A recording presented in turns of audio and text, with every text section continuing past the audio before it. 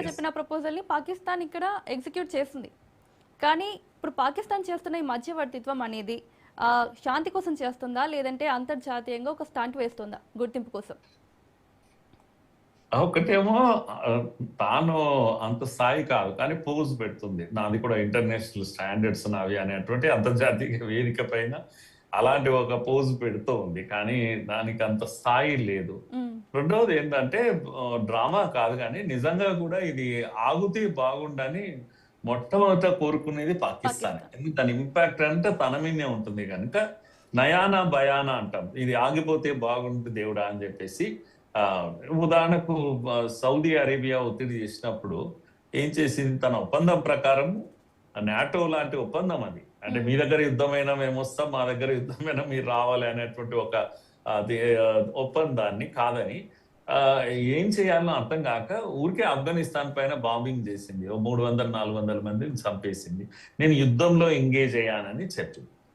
ఇప్పుడు కూడా పరిస్థితి ఏంటి అంటే అమెరికా ఒక ఒత్తిడి తట్టుకోవాలన్నా, సౌదీ అరేబియా ఒత్తిడి తట్టుకోవాలన్నా పాకిస్తాన్కు దిక్కు మొక్కు లేదు. ఇండియా పైన వార్ చేయాలి. ఏదో ఒక 4 టెర్రరిస్టులు మళ్ళా పహల్గాం లాంటి దాడి ఒకటి చేయాలి, ఇండియాని రెచ్చగొట్టాలి.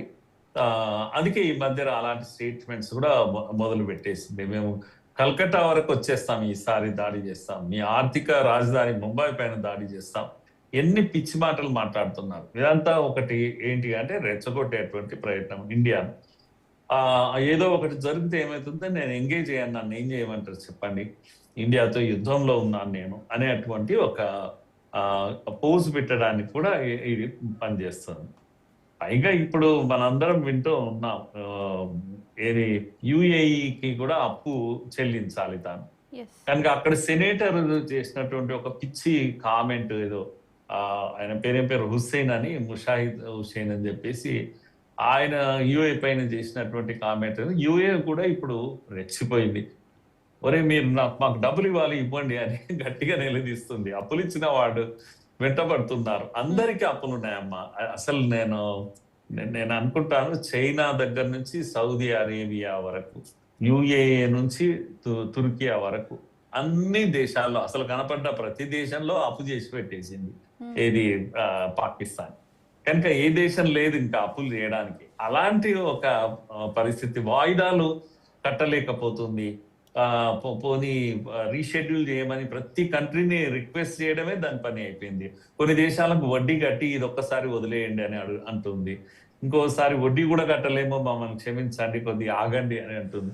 ఇలాంటి ఒక దుర్భరమైనటువంటి దుస్థితి పాకిస్తాన్ లో ఉంది ఇప్పుడు. కనుక ఈ రుణం చెల్లించమని ఎవడు అడుగుతారో తెలియదు, కానీ ఈ వెంటనే ఇప్పుడు యుఏఈ వెంటబడింది. అయితే ఆశ్చర్యం ఏంటంటే మనకు ఎవరికి కట్టలేని ఈ పరిస్థితిలో కూడా యుఏకి కట్టేస్తామని చెప్పేసింది. వారం రోజుల్లో మేము కట్టేస్తాము అని ఎందుకు చెప్పింది అందరూ కూడా ఆశ్చర్యం. అసలు మీరు ఆశ్చర్యపోతారమ్మా, ఈ మధ్యలో ఏదో ఒక స్టేట్ లో, పంజాబ్ స్టేట్ లో అక్కడ ఉన్నటువంటి లేడీ, ఆమె మరియం నవాబ్, అంటే ఈ నవాజ్ షరీఫ్ వాళ్ళ రిలేటివ్, ఆమె అక్కడ చీఫ్ మినిస్టర్, ఆమె కొత్త పన్ను వేసింది. దాని పేరు ఏమంటే గోబర్ ట్యాక్స్ అని. అంటే పంజాబ్ లో నగరంలో ఎక్కడైనా గోబర్ వీధి రోడ్ల పైన వేస్తే ఎవరికైనా వాళ్ళ మీద ట్యాక్స్ వేస్తాం మేము, ఒక రోజుకు 30 రూపాయల చొప్పున ట్యాక్స్ వేస్తాం అని చెప్పేసి. అంటే వాళ్ళకి డబ్బులు లేవు పాపం, గోబర్ ట్యాక్స్ వరకు దిగజారారు. అంత పరిస్థితి వాళ్ళు ఎదుర్కొంటున్నారు.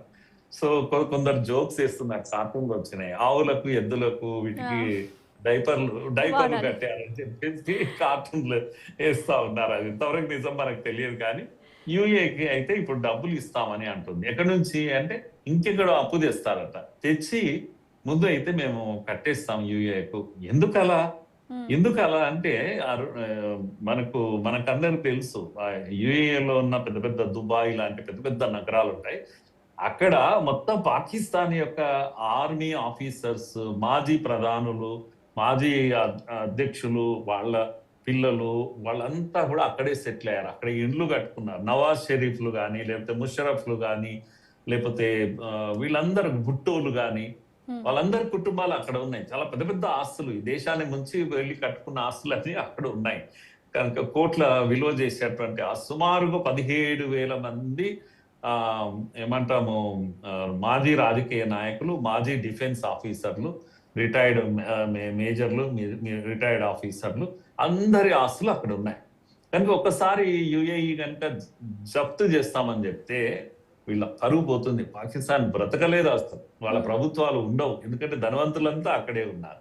అందుకని ఇప్పుడు అప్పు మీద అప్పు తెచ్చి యుఏతో తనకున్న ప్రాబ్లమ్ ను సాల్వ్ చేసుకోవాలనే ఒక ప్రయత్నం పాకిస్తాన్. ఇలాంటి పాకిస్తాన్ ఇప్పుడు దీనికి ఇచ్చేస్తుందామా, వచ్చి మధ్యవర్తం వహించేసి వీళ్ళ యుద్ధం ఆపుతుందా?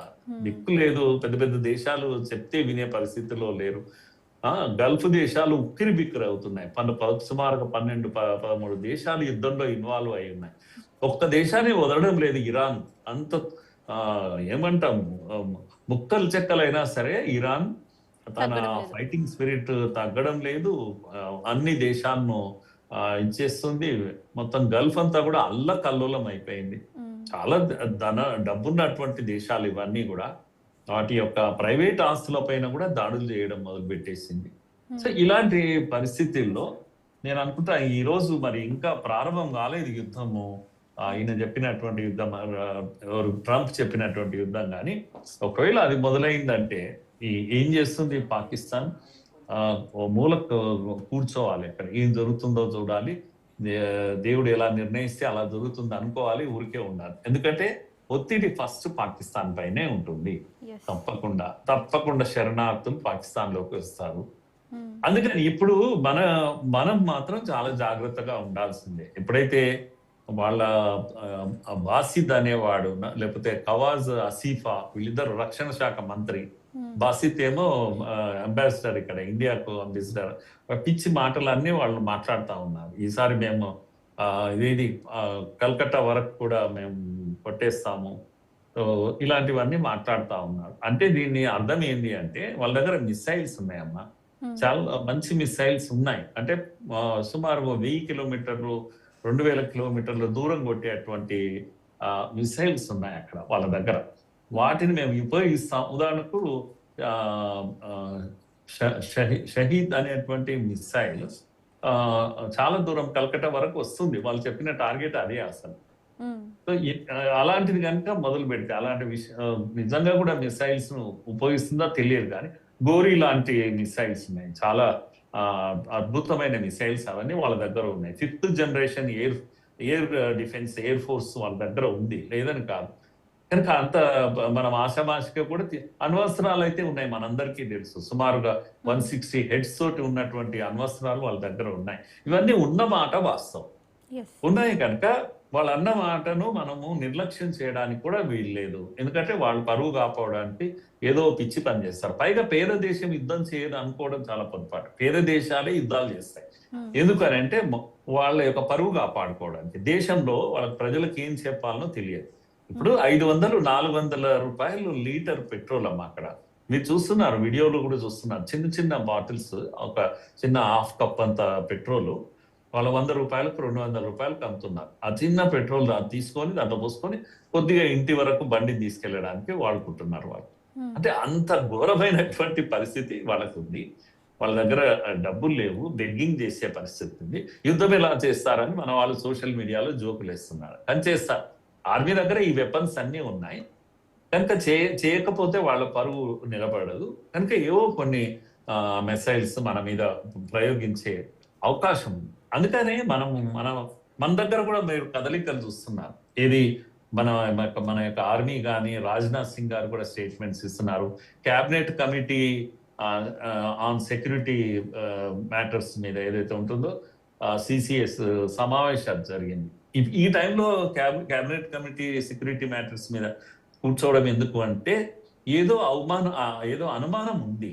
యుద్ధం చేసేటువంటి పాకిస్తాన్ ఏదో ఒకటి చేసేటువంటి అవకాశం ఉంది. అందుకే మనం కూడా ప్రిపేర్ గా ఉన్నాం, మోహరించాం. ఒక రకంగా చెప్పాలంటే మనము ఆయుధాలను మోహరించాం, నేవీని మోహరించాం, తర్వాత ఎయిర్ ఫోర్స్ ను మోహరించాం. ఎక్కడ కూడా మనం అవకాశం తీసుకోవడానికి వీల్లేదు. యుద్ధం మొదలైన తర్వాత కనుక డ్యామేజ్ కాకముందే మనం నియంత్రించుకోగలుగుతాం. మన దగ్గర కూడా ప్రొటెక్ట్ చేసుకోవడానికి S-500 లాంటి వెపన్స్ ఉన్నాయి, ఆకాశంలోనే మనం అడ్డుకోగలుగుతాం. అవన్నిటిని మోహరించి కూర్చున్నాం. మన దగ్గర ఆ, అంటే శక్తి లేక ఏం కాదు కనుక ఆ మునీర్ అనే లాంటి వాడిని మనం నమ్మడానికి కూడా వీల్లేదు.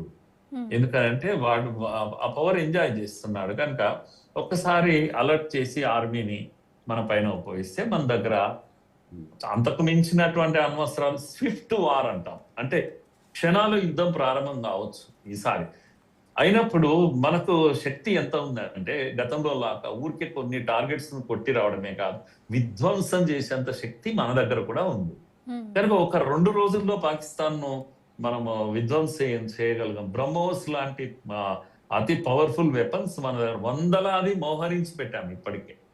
ఇప్పటికి వస్తున్నట్టు వార్తలు ఏంటి అంటే పంజాబ్ నుంచి రన్ ఆఫ్ కచ్ వరకు మనము ఎయిర్ ఫోర్స్ రెడీ చేసి పెట్టాం. కనుక అంటే పాకిస్తాన్ బార్డర్ మొత్తం సీల్ చేసి పెట్టాం. ఏ క్షణమైన నేవీ కూడా రెడీగా ఉంది.